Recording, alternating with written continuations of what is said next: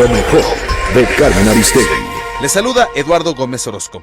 Integrantes de la Coordinadora Nacional de Trabajadores de la Educación han salido a las calles para protestar en contra de la reforma educativa impulsada desde el gobierno federal, debido a que aseguran sus derechos laborales son afectados, mientras que las autoridades rechazan lo anterior y garantizan que los cambios no buscan afectar a los mentores, sino elevar la calidad de la educación.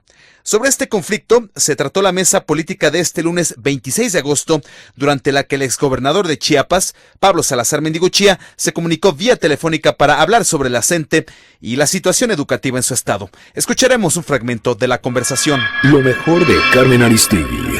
Yo quisiera saber qué está pasando, si el exgobernador tiene más información a nivel estatal, que nos la provea, porque también entiendo el desconcierto de maestros que son evaluados y después no saben qué va a pasar con esa evaluación, si es que van a permanecer en la plaza, si es que van a ser removidos, si va a haber cursos de profesionalización, de actualización.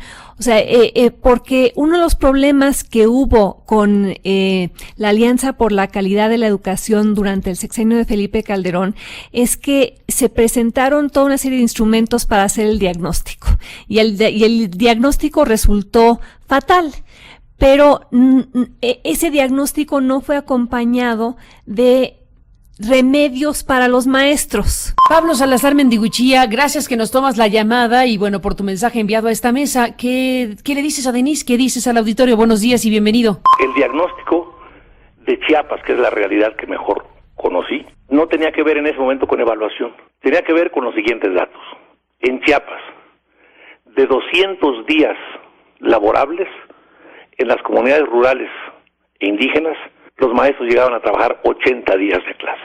La coordinadora, por si no lo recordamos, nació en Chiapas hace 34 años, justamente en un movimiento en la zona petrolera de Chiapas, exigiendo nivelación salarial por vida cara, una demanda muy justa, por cierto. De ahí se fue a otros estados y el abanico de demandas se amplió, de tal suerte que entre marchas, plantones, bloqueos y todo lo que hoy vemos, en 30 años, en el estado de Chiapas, se perdieron 10 años efectivos de clases. Ese es el diagnóstico. Y sin embargo, de cada 10 pesos que asignan a la educación, y eso es casi generalizado en el país, 6 y fracción, casi 7 se van a la educación. Pero cuando esos 6 o 7 se convierten en 100%, el 90 y algo, 95 casi, es a salarios y prestaciones. Y sin embargo, gracias a la doble negociación, cada año, previo al 15 de mayo, los maestros presentan pliegos petitorios. Una vez que ya la federación resolvió su negociación, hay una doble negociación en donde allá incluso se pide más que lo que se gana a nivel nacional. Un ejemplo, en mi primer año de gobierno, solo la coordinadora me presentó un pliego petitorio de 10,000 millones de pesos cuando la negociación nacional había sido de 6,000 millones de pesos. No había nada en el pliego que tuviera que ver con niños, ni con escuelas, ni con calidad de educación. Eran solamente demandas salaristas. Y para acabarla de amolar, teníamos un problema grave de corrupción, que es el que nos animó a tomar la decisión de asignar las plazas por oposición. No fue un criterio evaluatorio en primer lugar. Las plazas se vendían al mejor postor. Y había un esquema en el que funcionaban y funcionaron por décadas. La mitad de las plazas se las quedaba el sindicato, la mitad del gobierno, y era un jugoso negocio para los dos, plazas que se vendían hasta en 100,000 pesos y más. Cuando nosotros llegamos al gobierno, decidimos poner fin a eso, hacer una sola bolsa, no una para el sindicato, no otra para el gobierno, y esas concursarlas. Fue un éxito, por supuesto, que los que resultaron ganadores de esas plazas no las ganaron con calificaciones de excelencia, pero el primer objetivo era combatir la corrupción en una realidad lacerante. Después logramos en 4 años que todo fuera en base a la meritocracia, no solamente plazas nuevas, sino ascensos, directores, subdirectores, toda la cadena de cambios fuera por méritos. Y tuvimos que modificar criterios. Por ejemplo, yo veo que alguien reivindica el derecho al escalafón. ¿Saben qué significó en Chiapas el derecho al escalafón? Habían criterios para poder escalar a una plaza, y uno de ellos era haber participado el mayor número de ocasiones en plantones y marchas. Eso no puede seguir. Pablo Salazar Mendiguchía, muchas gracias por haber llamado y por haber emitido esta información que nos das. Noticias MBS. Lo mejor de Carmen Aristegui. Les saluda Eduardo Gómez Orozco, como se lo informamos en la primera emisión, con la finalidad de dialogar y escuchar los diferentes puntos de vista sobre la polémica reforma educativa. Este lunes se reunieron dirigentes de la Coordinadora Nacional de Trabajadores de la Educación con legisladores de todos los partidos, menos del PAN. A continuación escucharemos por orden de aparición fragmentos de sendas entrevistas realizadas este martes 27 de agosto con dos personajes que estuvieron presentes en el diálogo: Silvano Aureoles, coordinador del PRD en la Cámara de Diputados, y Juan José Ortega, líder de la CENTE. ¿El foco, Silvano, está solamente ya en esa ley? Por lo que ellos han expresado y lo que también quienes conocen del tema y los mismos legisladores nos han dicho, donde está el contenido principal y las preocupaciones mayores de los maestros es en la ley que crea el servicio profesional docente, por tener un carácter punitivo y por hacer una mezcla de la parte estrictamente profesional o desarrollo profesional de habilidades y capacidades de los maestros con los temas de carácter laboral.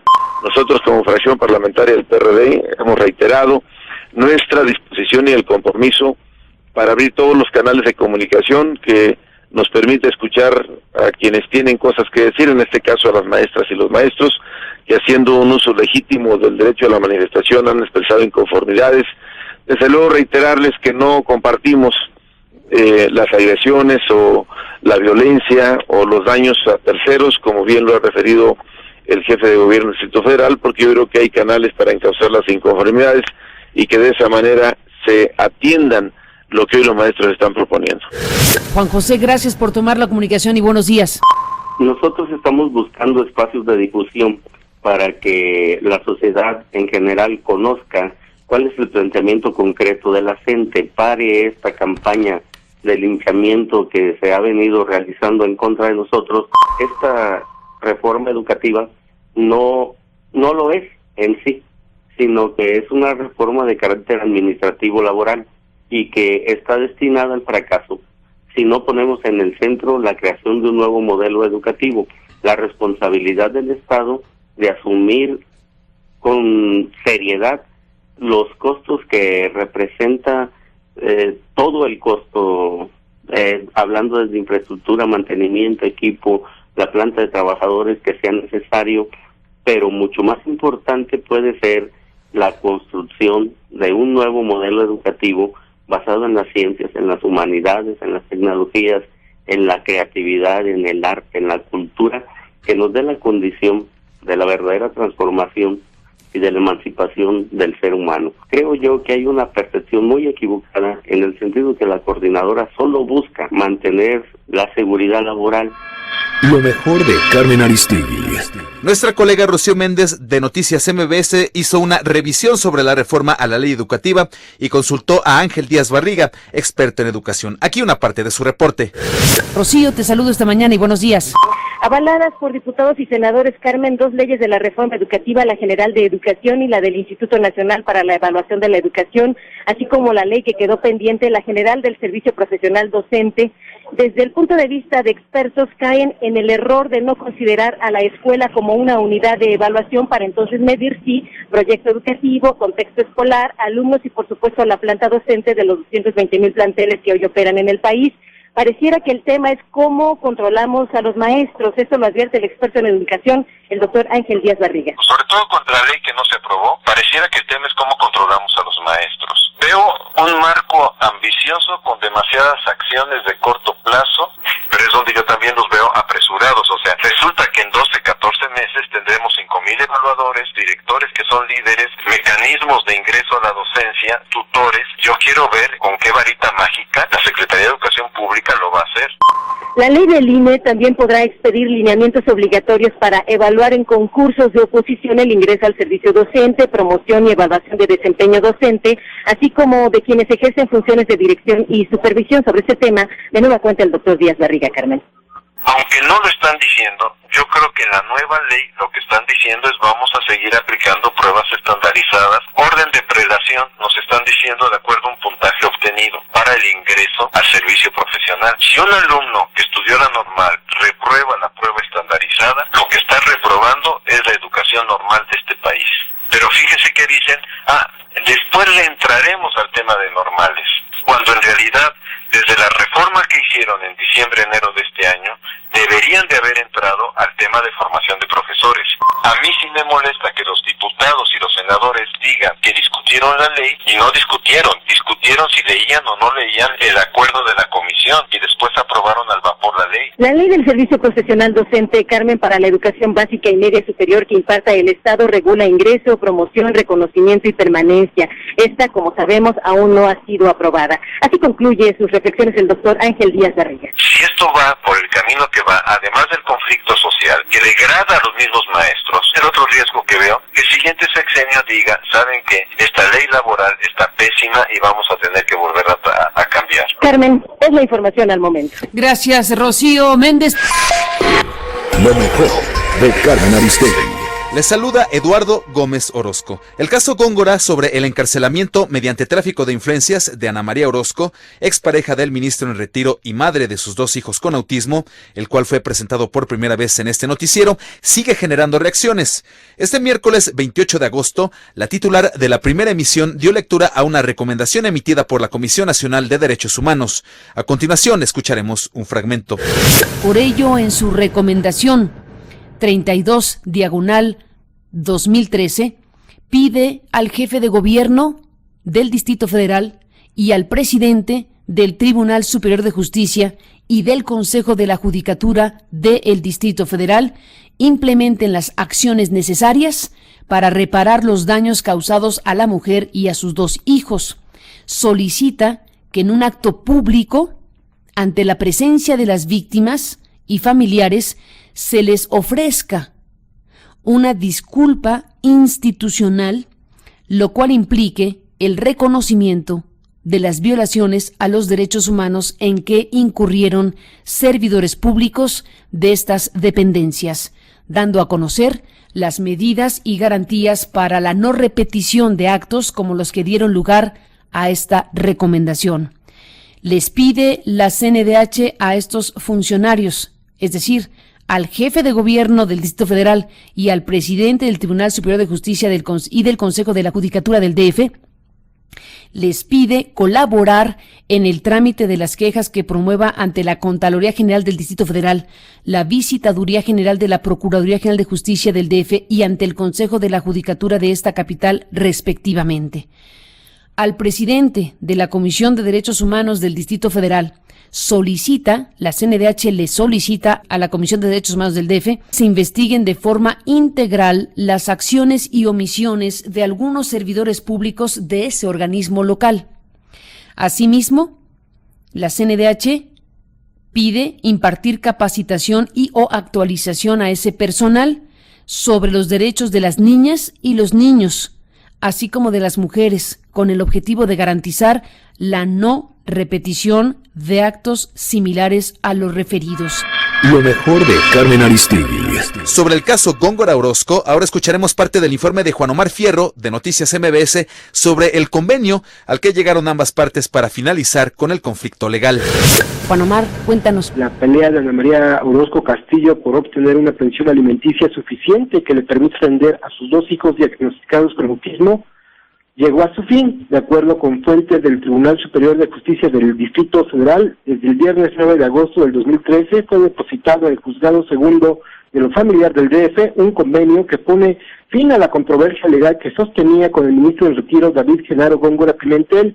El convenio, firmado de manera directa por Ana María Orozco y Góngora Pimentel, fue avalado por un notario público y contiene una cláusula de confidencialidad que obliga a ambas partes a no revelar los términos exactos del mismo, a riesgo de que éste se cancele. Sin embargo, se pudo conocer que este acuerdo judicial para poner fin a este litigio garantizará vivienda, salud y educación para los menores David y Ulises Góngora Orozco, de 7 y 5 años de edad respectivamente. De manera muy escueta, el documento agrega que el acuerdo busca el bienestar de ambos menores, por lo que la guardia y custodia de David y Ulises se mantendrá en manos de Ana María Orozco Castillo.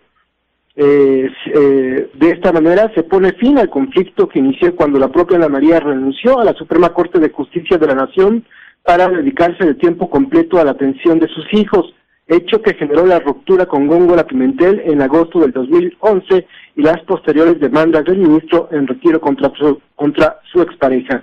Una de estas demandas, como ya la conocemos, fue la acusación penal por el delito de fraude genérico, que le costó a Ana María 1 año de cárcel en Santa Marta, Acatitla, denuncia de la que fue absuelta el pasado 7 de junio del 2013, al no existir elementos suficientes para ser procesada por dicho ilícito. Además, Orozco Castillo también libró una demanda por maltrato y abuso familiar contra sus hijos David y Ulises, que el propio ministro en retiro había presentado en su contra.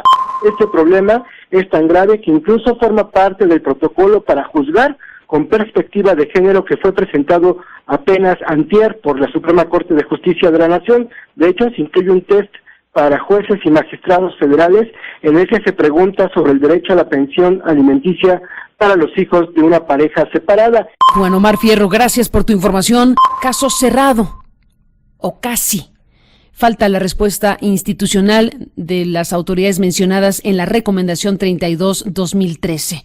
Me alegra sinceramente que el ministro Góngora y la madre de sus hijos hayan llegado a este acuerdo del que habla Juan Omar Fierro.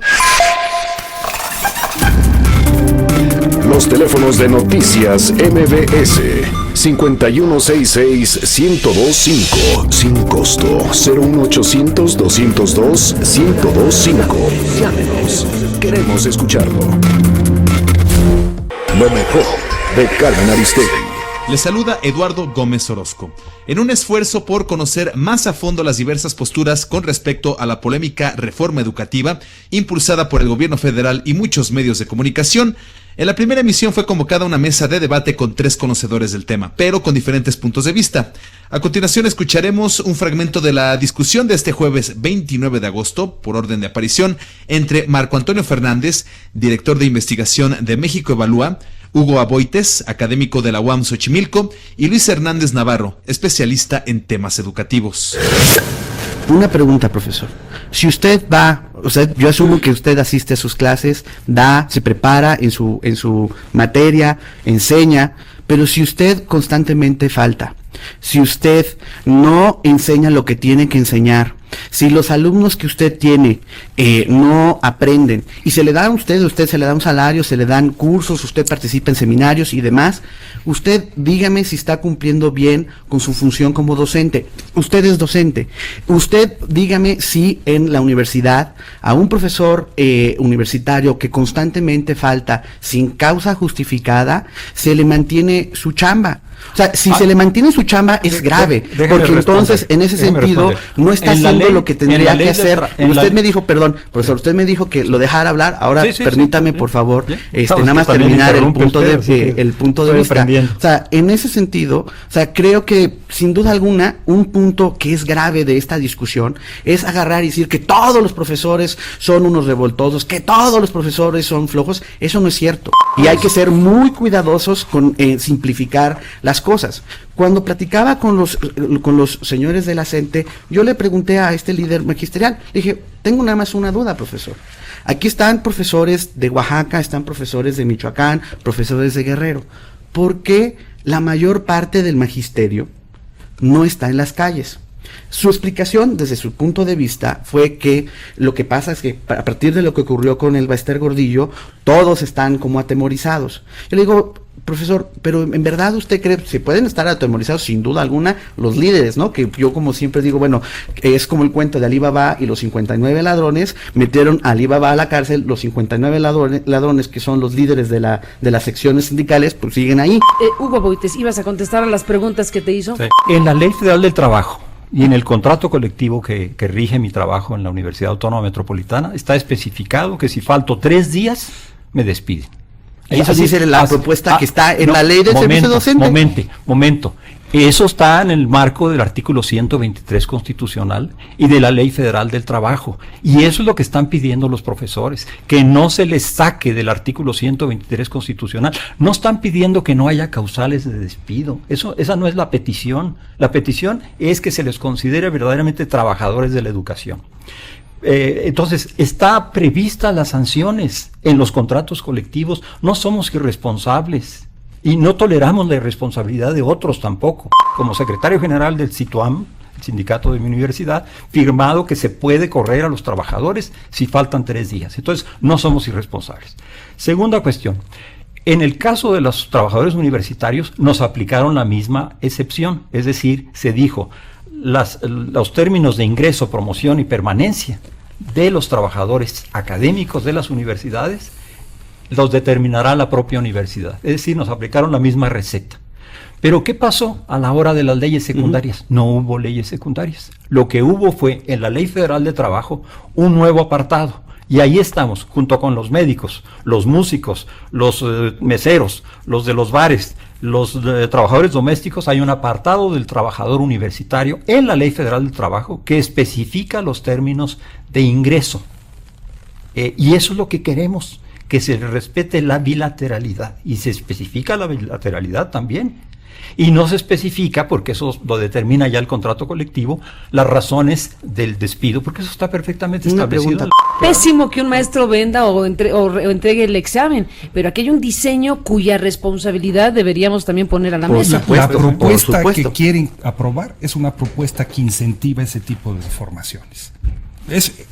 Así es. O sea, ¿la prueba enlace en otras proporciones? Así es. O sea, están creando con esta legislación el campo para la simulación. Exacto. Están creando el campo no para que los alumnos aprendan, sino para que los alumnos memoricen las respuestas, para que el maestro salga bien.